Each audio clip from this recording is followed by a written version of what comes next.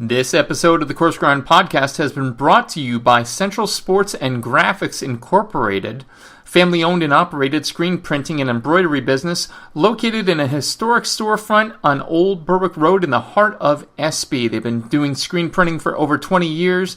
They have high-quality product at a low price. Be sure to check them out. Central Sports and Graphics Incorporated, 570-784-1212.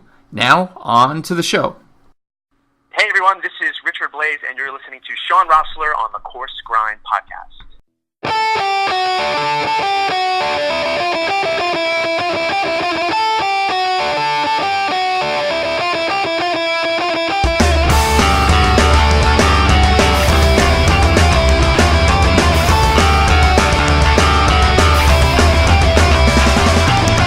Toujours prêt à tout recommencer, replonger, se ressourcer. Ladies and gentlemen, welcome back. This is episode number 77 of the Coarse Grind Podcast. Who knew I would have an episode numbered after the year I was born? I just gave away my age. Shame on me. You know, many years ago, there was a man who will remain unnamed for the moment, who introduced me to just how gnarly a chef can be. And it wasn't, as most would assume, via some kind of cooking show demonstration or other such endeavor. It was rather via grad school, instructional technology to be exact. He had a practical approach to things that we, just ever so slightly younger than him, made complex and convoluted. And he was brutally honest. I mean, brutally honest. Matter of fact, there was a certain email incident that will remain unexplained, where I found this out. Anyway, aside from being an amazing colleague in grad school, I've since come to find out and rediscover more about his culinary contributions than I ever knew, and after a very coincidental reunion, I realized it was time to have him on. Tonight's guest earned degrees in culinary arts and food service management from Johnson & Wales University, and while working at Penn College, continued his education to obtain a Master of Science degree in instructional technology from Bloomsburg University. He received Penn College's Excellence in Teaching Award in recognition of excellence in instruction and quality service to students. Through his varied experience in different work locations throughout the country, our guest brings with him real-world experiences that will help students succeed. Add to all this that our guest is involved with the Central Pennsylvania Food Bank fundraiser Soup in a Bowl for the past 13 years, has also worked as a co-developer for a new program field of study in the School of Business and Hospitality, the Business Administration Sport and Event Management Concentration, or BBP, and even created the Taste of Technology Sweet and Savory Science educational program, which finished the trademark process in April of this year. Well, it's hard to figure where he found time to be here, and yet here he is. Ladies and gentlemen, and everyone in between, our guest this evening, the Pirate Chef Falconer of the IIT and Penn College, Chef Frank Suchwala. Chef, how's it going, buddy? Oh, it's going wonderful, Shawn. It's just so ever amazing. As we go through, you mentioned an email. Well, we all learn. We all learn in different ways, and some ways we just never forget. I've since banned myself from ever using reply all, and we'll leave it at that. So, so, you know, here we are 18 years later catching up, and it's phenomenal to have you on, buddy. Looking towards the program itself, those of you new to the program, those of you with absolutely garbage short-term memories like my own, starters, mains, afters, we're going to talk to the chef about the starters, where they come from, what brought them to where they're at, the mains, where they're at, and afters, a little bit more irreverent, a little bit more off the cuff, but no one's been injured in now 76 episodes, so I don't foresee 77 being any different whatsoever. So without further ado, Chef Frank, tell me about where and what you grew up eating. Well, my dad is Polish, my mom is Italian, so it was very varied. I spent a lot of time at my grandmother's, my Italian grandmother's, because we lived, one field away from each other back in New Jersey when it was still pretty much rural. And I remember days where my great-grandmother would come down from New York, my Italian great-grandmother, speak to me in Italian all the time, only understood her part of the time. And she would pick dandelions, she would cook lentils, macaroni. Here, you come here, you eat. So heavy Italian influence, heavy Italian influence. Nice, very nice. And I'm going to assume, based on that, based on what I, kind of know of you as a colleague, not a picky eater growing up, were you? Oh, no, absolutely not. I ate just about everything at that point. point, and it's funny that I grew up I'm a chef, and if you're a picky eater, you went hungry at my house. So That's right. we learned to appreciate what we have. I was very fortunate growing up. My mom being the excellent cook that she was, my grandmother, my dad would actually cook at times, and everybody had that passion for food. So I always said, if you didn't like something, you just didn't have it prepared properly yet. True. Oh, true. I like that. I like that as almost like a mantra. Now, looking back to that childhood, nostalgia always seems to play a big part in a lot of chefs' landscapes. And you mentioned dandelions. Now, for those of you who are not from the area, for those of you who are from more, say, urban endeavors, the dandelion is not just a weed to most. Chef, I'll kick that over to you. What can you do with a dandelion? Well, what I did, as a matter of fact, I went out in my fields here one afternoon, and usually you pick them before they start to flower. Otherwise, they tend to get bitter. Some people don't like the bitterness. To myself, I don't mind it. We'll take it, garlic, onions, we'll throw it in there with some beans, some pasta, and it's just good. It's like minestrone when you start making soup. If you would go to escarole soup, and it's very earthy. It's growing in the yard. It has no chemicals on it. Is no longer farm to table. It's from my front yard to my table. It's yard to plate. There you go. Mm-hmm. Right on. Right on. So there's a lot that you can do with that. And, you know, to be fair, maybe it's not exactly a common element, but when you think back, when you're looking at that time frame, that time period, that childhood, are there any dishes, ingredients, elements, what have you, that really kind of drive that nostalgia home? Is there a dish or two or three that you think back to and it just brings that pain to your heart? My mom makes a stuffed calamari, which is to die for, and every now and then she'll surprise me with it, even to this day, because she's moved in here to Pennsylvania, about a mile down the road, so I still get some of those childhood treats. That was one of the biggest things. And I remember from my dad's side, we always had the kibasi, we had the pierogies, you know, we had the cream corn. So there's certain meals that were around birthdays. We always, like most people, what do you want for your birthday dinner? Well, mine was always ravioli. And when I ended up going to Italy, the biggest thing that I had to have was real ravioli, and I was not disappointed. Oh, I'm sure. How long ago was the first trip to Italy? I assume you've gone multiple times now? Oh, I've only gone once. Okay. My mother had worked for the airlines. I was fortunate to go when I was 14 years old, and with her uncle and aunt, okay, on the Italian side, and we basically were through Rome, and we ate our way across Rome and several other places, and it was great. Great. That sounds terrible. I'm very sorry for your hardship that you went through there, Frank. Oh, absolutely. Oh, my goodness. Mm-hmm. So you've mentioned a lot of family members at this point, and you know, it's probably going to be hard to choose, probably like choosing a favorite kid, although I can do that most nights. It just depends on what they've done that day. Was there a greatest culinary influence on you growing up? If you had to name one, who would it be? Well, that would be my Italian grandmother, Elizabeth Aiuto, and she, because I spent most of my time there because we were within walking distance, 100 yards, and I was at her back door. More often than not, she always had something cooking, and she would, whenever she cooked pasta, it was like, come here, taste this noodle, see if it's done yet, see if it's done. Always, so I learned to appreciate al dente pasta. And every time that I would go over there, she didn't use measuring spoons. She used the palm of her hand. And when you try to copy her recipes or write them down later, when I started getting smarter and said, I need to write these things down, it was hard because some things she would do so quick you would miss. But one of the dishes that I have to say, even more so than anything else that I ate, was the Easter pie that she would make. Some people call it torta rustica. It's basically all the salami, ham, salami, provolone, ricotta cheese, mozzarella, and you put it in a springform pan with a dough, but she used to use a sweet cookie dough, taralla dough, and they're the ones that you would make the little knots, and it had a sweetness to the dough, and you had that salty, savory flavor of all the different, the ham, the pepperoni, the salami, the cheeses. And the one thing was, no matter what she gave us, you couldn't eat it before, unless it was Easter morning. That's the first time you could cut into it. Oh. And that's one of the things that I have as a tradition now.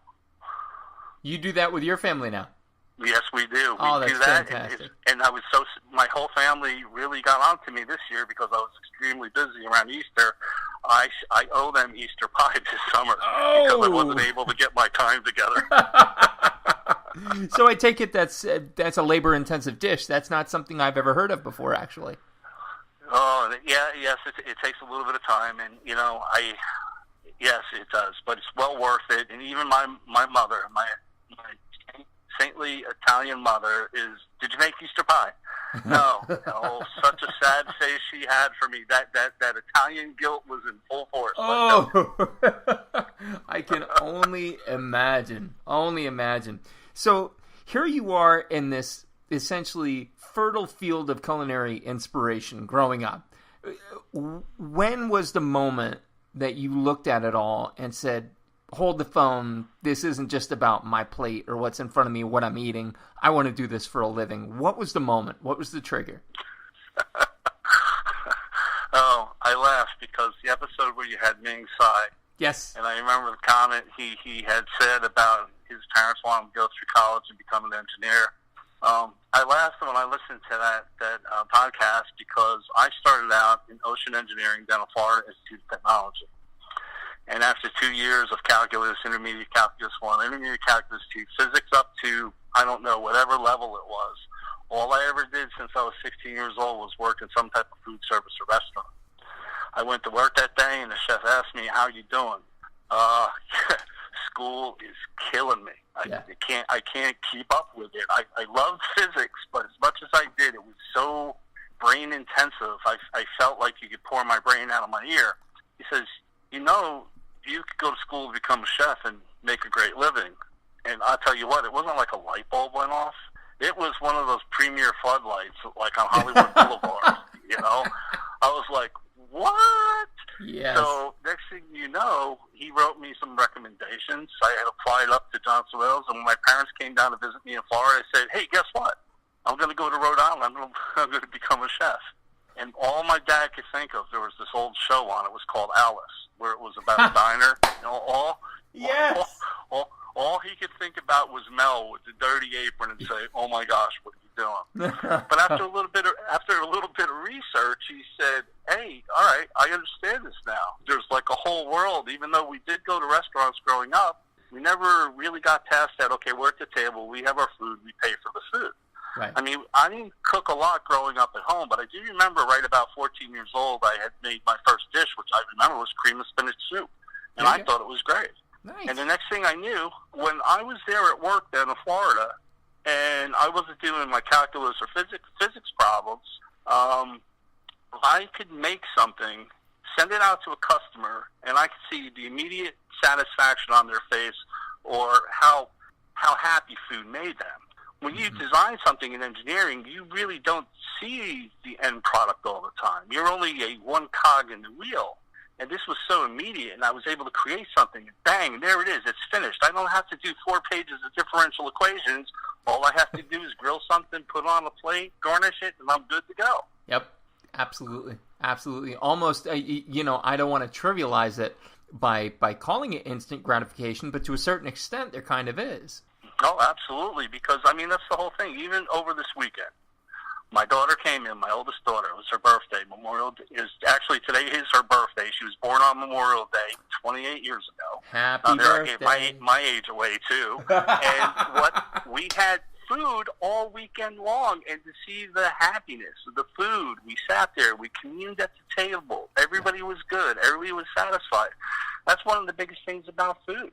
Yep. It's something that unless you prescribe to it, and I'm saying it as a lay person, talk show be what it is. I'm still very casual, but, making brick chicken over the weekend, putting a brick on a piece of chicken after brining it, like, those are extra steps, but you take them because they matter. You don't take them because you've got the extra time. Everyone's got the same amount of time, but it's that end result, like you said, Frank, like, you want to see that. You want to feel that, and that stays with you. Mm-hmm. Absolutely. Right on, man. Absolutely. Right. Ocean engineering. What? You didn't tell me that.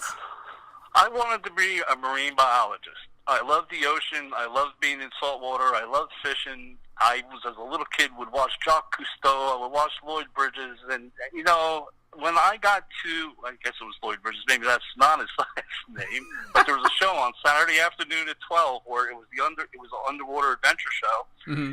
And when we got there, and my dad and I were there, and they were saying, well, you're not going to get any decent job. You have to have at least a master's degree. You probably have to go on further than that. You're not going to make a lot of money. Yeah. And my dad, coming from the business world, is coming from the oil industry, was like, no, you need to look at something else. And next thing you know, the guy got a hold of me. Next thing you know, I'm enrolled in ocean engineering, and I'm like, what happened here? Well, you know, that's what happens. Yeah, I mean, if the rest of our group had known you were going to be a marine biologist, we probably would have parked more of the work on you, to be honest. Oh, yeah, I remember that project for sure. It was a science unit, too. Wait a minute, slacker. You didn't let on to that. No, that ace was up my sleeve. Yeah, it was up your sleeve, all right. You still could have bailed me out on that email situation, though. That would have helped me a little bit more, I think. Oh my gosh! It was so funny with Ming Tsai when he said that. When he told his parents, they were like, "Yeah, you weren't going to make a good engineer anyway." Exactly. Well, yeah. You might as well be a chef. I rolled just practically out of my chair when I listened to that, because I'm like, wow, that sounds so familiar. You know, not that you're not capable of doing it, but when we look at food, it's a passion. Oh, a passion. This is what we do. It's a calling, you know, I think, and now you're in touch with the student base. You're going to know this 1,000 times better than I.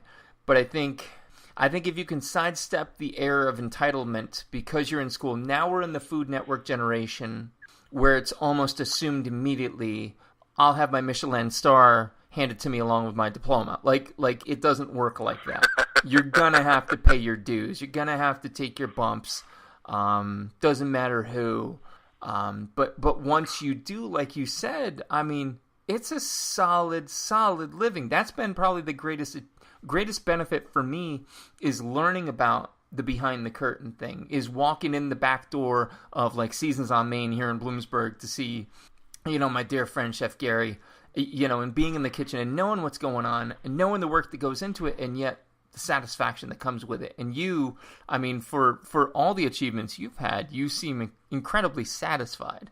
Yeah, that's absolutely right. And, you know, I have to tell you this, married here, okay, for, let's see, it's 2018, 28 years, okay, over 28 years. Wow. 5 children, you know, my youngest, as a matter of fact, when I graduated grad school, my youngest was a month old. And I remember that. Him out of the graduation. I remember that. Yeah, and I think about it since that time, you know, we had lost track together, and now to see you with your family and how much you put in your family running here, there, and everywhere, sports, Boy Scouts, I tell you what, I'm looking back at it, and you're looking forward into it, and I'll tell you, all that, because of culinary field, has allowed me to have the life that I have today with my loving wife and children. It really is, and they're fully supportive of everything I do. You heard it here. And I mean, that support comes with its own merit. But I mean, honestly, people, and it's funny, and I'm going to actually step into the professional venue. You know, I've now entered into management in manufacturing. And there's a slightly similar vein between the culinary and manufacturing, in that I think people look at it as jobs. They don't look at it necessarily up front as careers. Now, I think culinary gets a better rub there, a little bit more. You know, you don't have the manufacturing network, but you do have the food network. But in the same way, I do think that, you know, people still don't realize, like, this will give you literally your life if you give it your life. You know what I mean? Yeah. Right on, man. One of the things that's really, you talk about manufacturing, and one of the things that really turned me on to this taste of technology, the science that's involved, sometimes when I watch, like, shows like How It's Made, and they'll go through an episode where they're mass-producing pasta, and I wonder two things, and I don't know which one I wonder first, but is who thought of how to do this, and who actually created all the machines to actually do this? Right. You know, so when you start talking about manufacturing, putting product out there, all right, so many people, okay, we're going to open up a can of, I don't know, Lasser baby peas today. We open it up. How did it get there? What was the whole process? We have Fernand's right down the road here that does the beans, does the potatoes, does the tomatoes. That's a whole process. That plant is amazing to go see. Yeah. No, totally. And it's one of those things, too, that I'm finding out now that you don't really think about it until you're using something with it. And now that I know the tie between, wow, and I can't imagine, like, once you see a can of tomatoes canned, you can't look at it the same way ever again. I think you're, like, spoiled, but in a good way for life. Mm-hmm. Oh, absolutely. I mean, I'm looking out here. I'm talking to you this evening. I'm looking over the field, even though it's starting to get dark here, and I have all my plants out here. I'm ready to go. Mm-hmm. You know, fresh off the vine. I mean, when you see, yes, convenience foods have their place. Fresh food is so much better. And we know, like today, we start talking the buzzwords as far as sustainability. We have to do what we have to do to take care of our planet, to take care of the future for our kids. And you know what? I am so sick and tired of eating garbage that has been so ultra-processed that, you know, this is a beautiful time of year for us in Pennsylvania.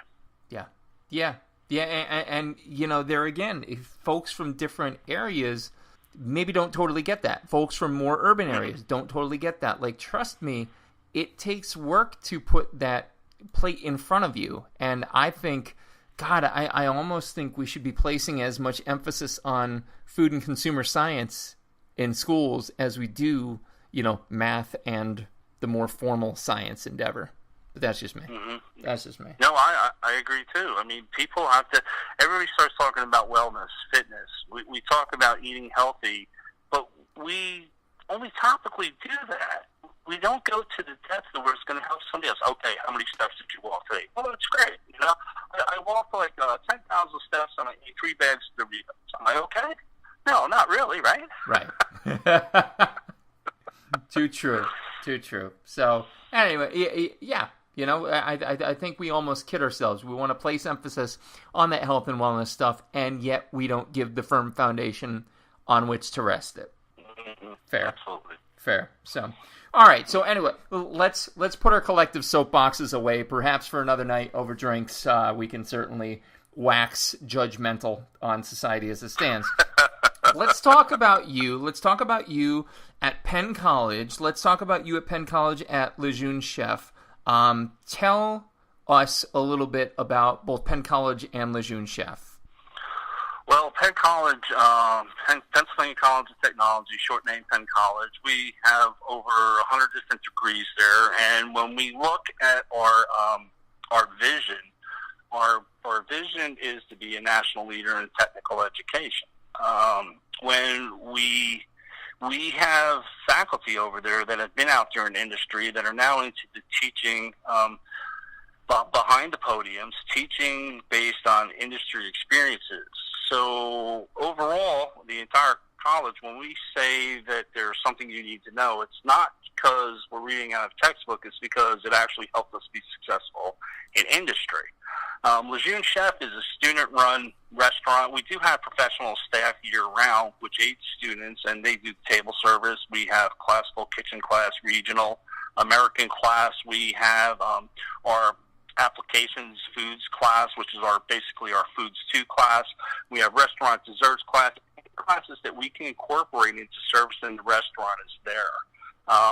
Wine Spectator Award for I couldn't even tell you how many years in a row now. So wow. Incredible. Wow. All right. So, and again, this is wonderful too, because as I'm delving into this episode, as I'm delving into the backstory, I'm learning things I didn't know about Penn College. But I will tell you one thing, and I forget if I told you this. I was actually out with a colleague of mine from work. I'll try to remain vague there. At a scholarship reception, and your fabulous staff were there serving that day. And it was brilliant. It was so inspired for what basically was a Sunday lunch. It was brilliant. It was absolutely brilliant. You should be very proud. Well, that's the whole thing. I can't take credit for that. I mean, when the first 7 years I was working at the college, I was working at Lejeune Chef as the executive sous chef. And we would do the food, the catering. I would do all the purchasing. And then after that, I taught adjunct faculty for 7 years. And then after that, when the full-time position came up, I was able to interview for that. And thankfully I was able to get it. And I just celebrated 20 years there at the college. So it's wonderful. I can't take credit. They're professional staff. We have an executive chef there. We have our director of operations there. So yes, me being on the payroll there, I can't take credit for their work. They are totally gifted people, and I have worked alongside with them, and it's a pleasure to see them every day. Wow. I mean, that's a glowing recommendation if I've ever heard one. So, Penn College, Lejeune Chef, if you're ever, around the area, be sure to stop in, check them out. But let's talk about that, though. Let's talk about current day. Chef Frank Suchwala. Let's toss the grad school and the Italian grandmothers out the window. Let's talk about today. Where do you currently, when you cook, and it doesn't matter where we're talking about, where do you draw your inspiration from, first and foremost? When you're looking to be inspired, where is it you reach? Well, I don't like using the term molecular gastronomy. I like using the term more of food science. And when we start looking at food science, one of the classes that I wrote class materials for, Intro to the Modernist Kitchen, has turned into a great inspiration for a program, the Taste of Technology, Sweet and Savory Science, which I was able to showcase in the 2016 and 2018, this past April in Washington, D.C., was the USA Science and Engineering Festival, which is a biennial festival. I took three faculty members with me, one from the science department, 2 other chefs, and we were able to take 13 students down to Washington, D.C. for 4 days. And for 3 days, we were able to demonstrate all different types of techniques, like spherifications. We were using liquid nitrogen to flash freeze different products. We had a demonstration of chocolate, talking about, nanotechnology, or more when we start thinking of nanoreceptors of the human body. So my inspiration comes from past the just plain old regular food. I do the shopping for the house, and my wife thankfully says it's great that you cook, and that was one of the things when we first started to get together. If we're going to get married, you're going to do the cooking. And I said, okay.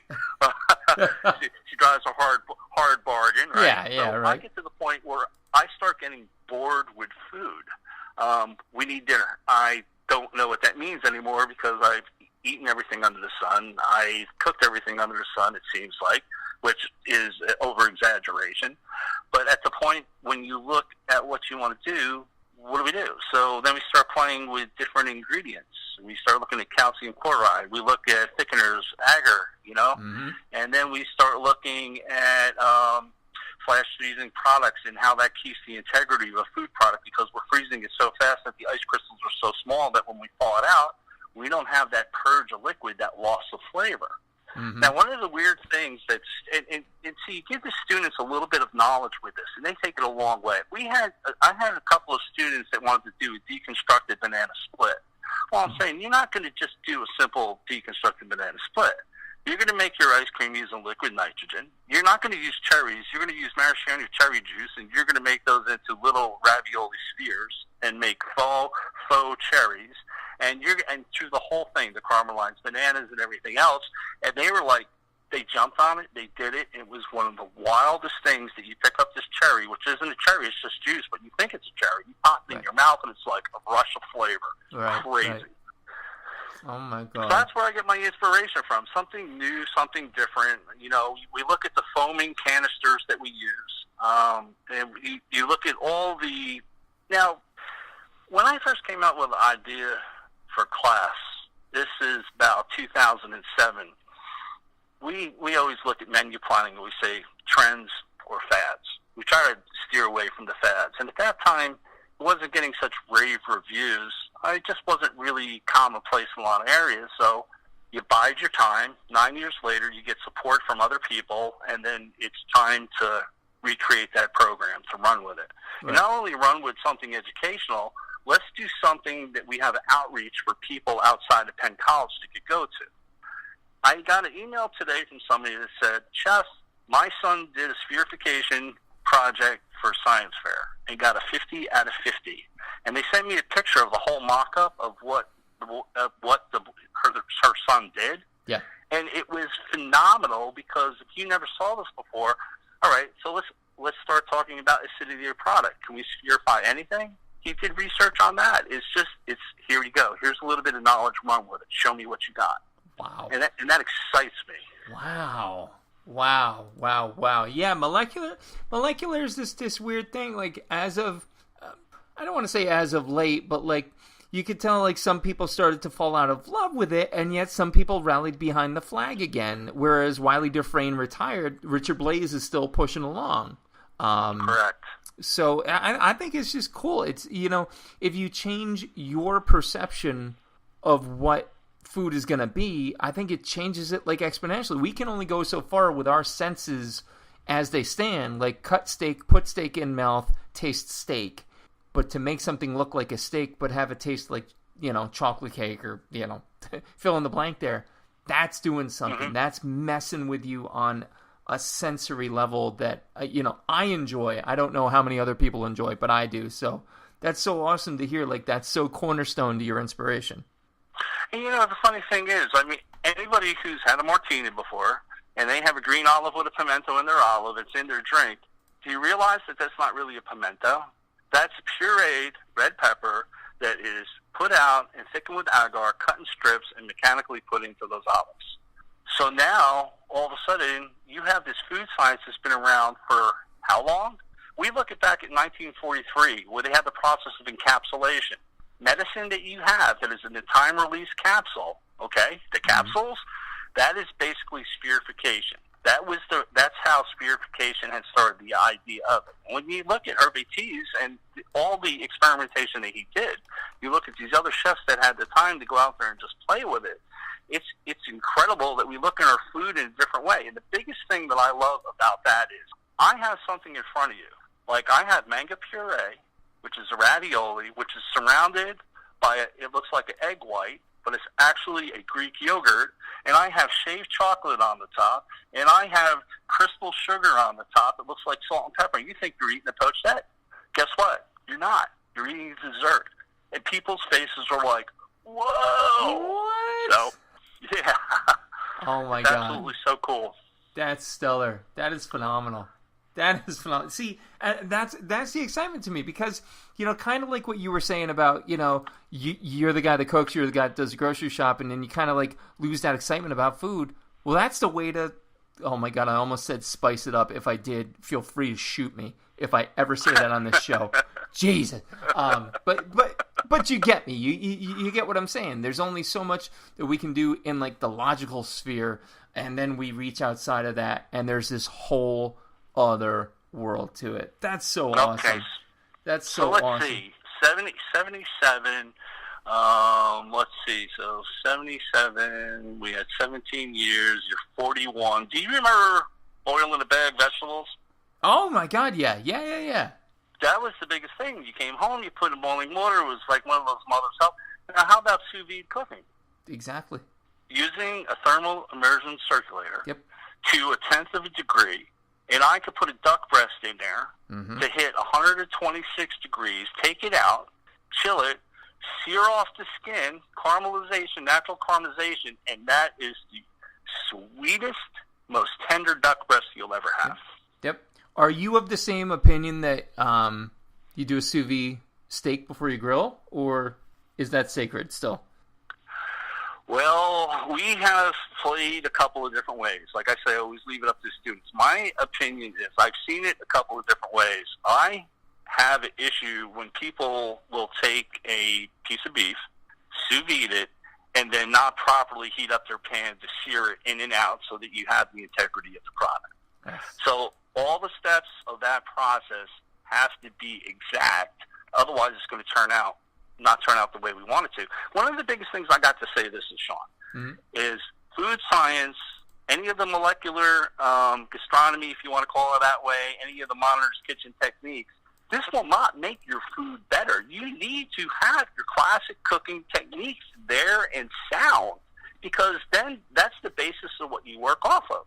If I don't know how to sear, I don't know how to saute, nothing in the world is going to make that better. Exactly. Thank you.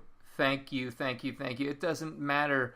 Oh my God. And that's there again. I'm sure you see your fair share of students who come through the program with I want to do this, like literally day one. Like, hey, I want to learn how to do a jumping roundhouse kick, my first karate class. All right. Oh, yeah. Well, first, kid, you're going to learn how to clean the floors. Same thing. You have to learn the core elements to your craft. You can't just jump in. I'll be honest too. I've had interns in instructional technology, and they're instantly, I want to develop this course and blah, blah, blah. And I'm like, sit back, design a course, like sit and think about the audience. Tell me 3 things they need, like basic human element, and they can't do it. But they're jacked to the nines on software. So, sorry, that was a instructional technology sidebar there between 2 geeks on a radio show. So, Absolutely. you pardon me for that. But, no, I totally get you. If you don't have the core fundamentals, don't think the frosting on top of your cupcake's going to matter, kids. That's right. That's right. I mean, any tricks and gimmicks is just that. It's not going to taste anywhere. It's not going to have that satisfaction. Satisfaction, I love it. Go with satisfaction. Yeah, satisfaction.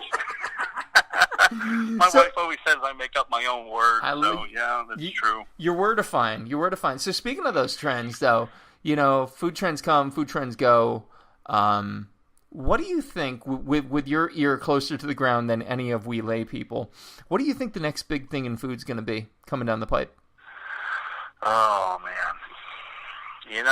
I look at the National Restaurant Association's forecast every year. They go through, they survey chefs, they come out what's hot, what's not, and they'll give you some of the things that are meeting out of popularity. Yeah. Some are constant performers. I think just, it doesn't, in my opinion, which that and, $2 will get you a loaf of white bread. Sure. God forbid white bread, but when we look at it, more nutritional, wholesome foods that haven't been so over processed that when you eat them, you're still hungry. You're not getting any type of nutrition out of it. I think when we look through it, and yes, don't get me wrong, you can eat other processed foods here and there. But I think overall the trend is the closer we can say to natural, the closer we can say to nutritional, the closer we can say to... All right, think of it this way. You grow a garden, Shawn? We're actually in the process of tilling one right now. So all right, we're getting there. So when you remember this right now, when you pick your first red ripe tomato and you slice that, put one slice in your mouth without anything else, salt or pepper, and you wait for the explosion on your palate. Yep. I think that's the biggest food trend, is we have to be true to those flavors. We have to keep them as close to harvest, to getting to customers as possible. Now, that's a hard thing, because in Pennsylvania here, we have some brutally cold winters. Winter this year to just not want to give up. But, we have to, within our means, we could look at those food items that we could get. We could get fresh when we can. Boy, I'll tell you what, support local companies, too. That's a big one. No joke. Support local companies, local farms. I literally have a farm stand about 500 yards up the road from me. And yeah, we have it out here, too. They had sold the property, another one came in, I was over there, I was getting my vegetable. You have to support the farmers, because without no farmers, no food. Yep, absolutely. And it amazes me, though, how people just don't put that together. Like the stuff that you buy in a supermarket, here's something for thought, and I'm sure you'll have thoughts on this as well. The majority of produce is sacked, is thrown away before it even reaches the grocery store's shelves, because it's deemed ugly, it's deemed unsellable. The thing is that food waste is going nowhere present day. Now, there's programs, and I'm sure you can speak to more than I can, Frank, but we're just such a wasteful at base nature. If we knew the work, if we collectively, societally knew the work that went into that food, it would be a cold day underneath the Earth's crust before we started wasting the way we did. So, knowledge, baby. That's the whole thing. I mean, before I started talking to you, Deadliest Catch was on.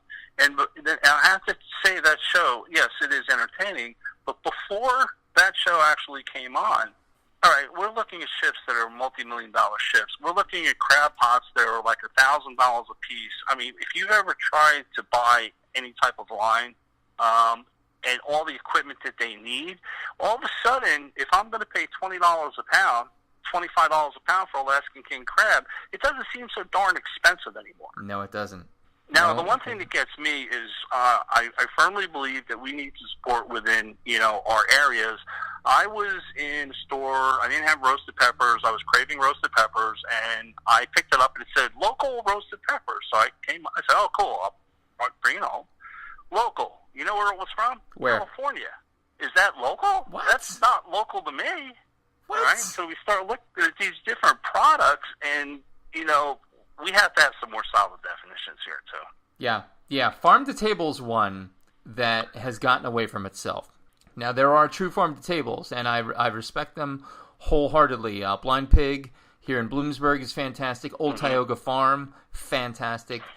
But that almost seems to be this term that's kind of getting away from itself. Yeah. Yep. I don't know. Okay. So, anyway. No, we're good. Anyway. So that's the next trend in food. Tell me about a trend you've seen that needs to go away or maybe is on its way out. Oh, boy. Or maybe one you'd like to see go on its way out. I'll tell you. Well, I don't want to hurt anybody's feelings. So I will respectfully decline to answer that question. Oh, but he's got an opinion. He's got an opinion, kids. Oh. No, always have an opinion. Just have to be careful how I weigh it. Well, that's true. Okay. All right. So we'll sidestep that landmine there for a minute. Yeah, thank you very much. I appreciate it. You got it, man. You got it. So, here's this program you're doing, the BBP, Taste of Technology. Everything else is going on at Penn College, but what's next for Frank?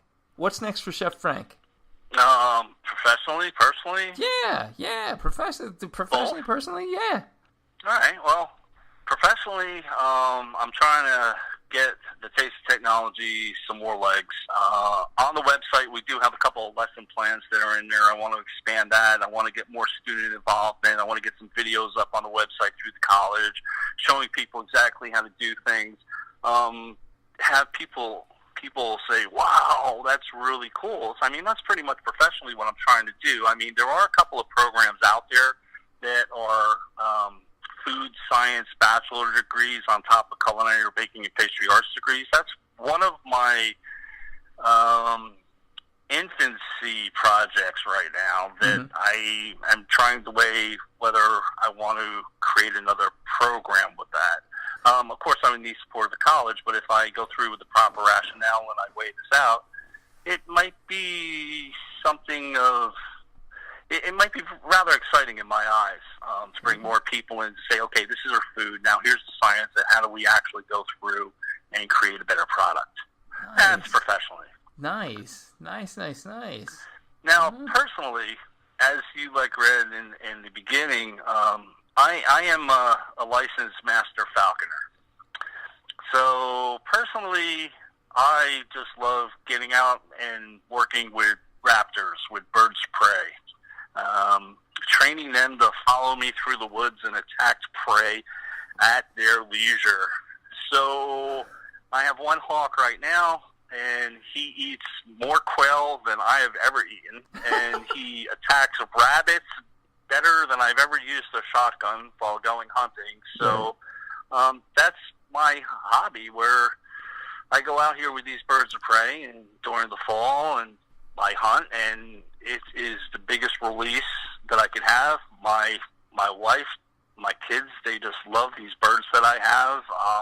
Incredible. Wow. And see, there's something else you kept under your hat, unless this has been since the IIT days. Well, yes, this is since the IIT. Okay. What happened is we had graduated in December of 2001. My youngest son was born in November 2001. There you go. And what happened, I was... right after school, because I was bored, I had met up with another individual who was a master falconer, and he agreed to apprentice me for a couple of years, because you have to go through apprenticeship. Yeah. And then you have to go through a couple of years of general falconer. You take care of your birds, and that's something that's transpired since we had last met. Wow. So, wow. That I didn't even realize that's that fully a thing, but apparently it is. Well, if you think about it, it's about 3,000 years old. You only have about 4,000 falconers in the United States. And when you think back to ancient, well, not ancient, but when you think back to England, they would fly goshawks. That was the yeoman's bird, or that would be called the cook's bird because it always caught something to put in the larder. So there's a rich history of falconry, and not so much here in the United States, but when you start looking at Europe and Asia, and to be a part of that history right now, just it excites me. Every day I go out there and I interact with that bird. It just excites me. That's so cool. All right, so falconry programs galore. Like that's what's next for Chef Frank, and that's pretty phenomenal. So, all right, let's move into then the last section of questions, the afters, if you will. I'm standing in your kitchen. You can pick professionally or at home. What music do I hear? Oh boy. Lately I'll put Netflix on and I'll have some type of binge-worthy series on in the background. Ooh, Netflix in the background. I like it. Yeah, but that's one of the things. I have a wide, varied taste in music. There are some country artists I like. I tell you what, I grew up with Leonard Skinner and Ted Nugent, so I have that heavy metal influence in there. Nice. So, like, if you were to go through my phone right now, you'd be like, "What? There's everything. There's everything under the sun there." And yeah, and every now and then I let my kids pick some of the music, and but I have to say, it's who do you want to listen to? Who's got the best voice? Who's got the instrumental that's going on? It's but I tell you what, you go anywhere from Clash, Emerson, Lake and Palmer. We start going through Evanescence. We go through him. We go through just a couple. Yeah, just a nice variety. I like it.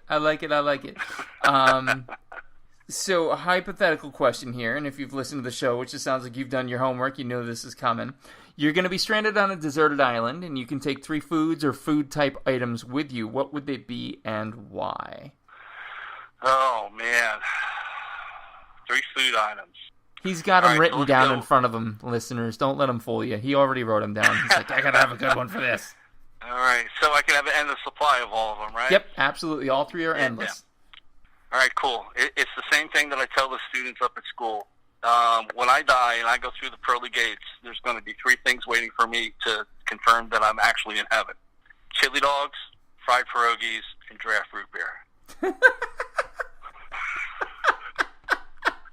If anything else but those 3 are there beyond the pearly gates, I know I went the wrong way. Well, let's be fair. If you did, I'll see you there. I'll be waiting for you, keeping the ice cream cold. Oh my gosh! Yeah. Bring a tank of liquid nitrogen. That's right. There you go. We'll be covered. Have you heard of / read Melanie Denea? I'm sorry? Melanie Denea. Have you heard of Melanie Denea, My Last Supper? No, I'm sorry, I haven't. No, that's cool. So she is a wonderfully talented food photographer, and she did 2 coffee table books, My Last Supper and The Next Course. In each of them, there are 50 world-renowned chefs, and I drew inspiration from her books, actually, for the format of the show. But in it, every chef is asked the very same question. Your ticket's getting punched tomorrow. What's your last meal? What's your drink? What's the music? Who would be there and why? So I ask you that, sir. Tell me about your last meal. Oh, man. Last meal. I have to be honest. If it was my last meal, more importantly than the food would be who I would be sharing it with. There you go. I have to be honest because I eat so many. You can put anything in front of me right now and I won't turn it away. Mm-hmm. When we talk about the favorite foods, we know, yes, that's the chili dogs. But when I think of a meal, I don't care if we're having a single course, if we're going through a 13-course tasting menu. It would be the people that I share it with. And, of course, first and foremost to me is my family, because family comes first above all with me. And with the food connections that we have, my last meal wouldn't be my favorite foods. My last meal would be one of everybody's favorite food. that I would have to prepare, and we could share one last time. Wow. Holy crap. Hang on a minute. Let me collect myself after that. Woo! Wow. That's, I can tell you, this way you don't have to listen to all 76 of the other ones. That's a first. That's a first, man. That's, wow. That speaks volumes. That speaks volumes about who I've known you are, though. So I don't know that necessarily surprises me as much to hear it come from you, but it's certainly a powerful statement. And then to transition then into our last question, what is food to you in a single word? What is food to me in a single word? Yep. Man, in a single word, what is food to me? Well, if it's not fun, I'm doing it wrong. That's for darn sure. Uncle Mikey used to always say, if you're not doing it right, if you're not having fun, you're doing it wrong. There you go. So, what's food to me in one word? Wow. I guess because of a lack of answer, food is happiness. Love it. Love it. Doesn't even have to be complex because it's true. But that, I mean, honestly, your previous answer to the last dinner question has pretty much overshadowed every answer ever given in the history of the show before. So it's not like you're doing anyone any favors there, Frank. You've literally blown them all out of the water. That's the whole thing, Shawn. You and I, we are both so family oriented. There's nothing that we wouldn't do for our families, and since we've gotten back in contact, and I've seen you on Facebook, and you share some of your life, and I share some of my life. It is just a wonderful thing. And to think of 17 years ago, we were happy back then, and I don't know if we really thought how much more happiness we could have in our life, but we sure proved that we could have a lot more. That's right. And so that's where we're at. Certainly did. So pct.edu for Penn College, Frank, and pct.edu/Lejeune Chef. Lejeune Chef located at 1 College Avenue, Williamsport, PA 17701, 570-320-2433 for reservations. And again, with us this evening, the illustrious, the historically accurate, and the blackmail email story withholding Chef Frank Suchwala. So thank you so much for being here, brother. I truly appreciate it.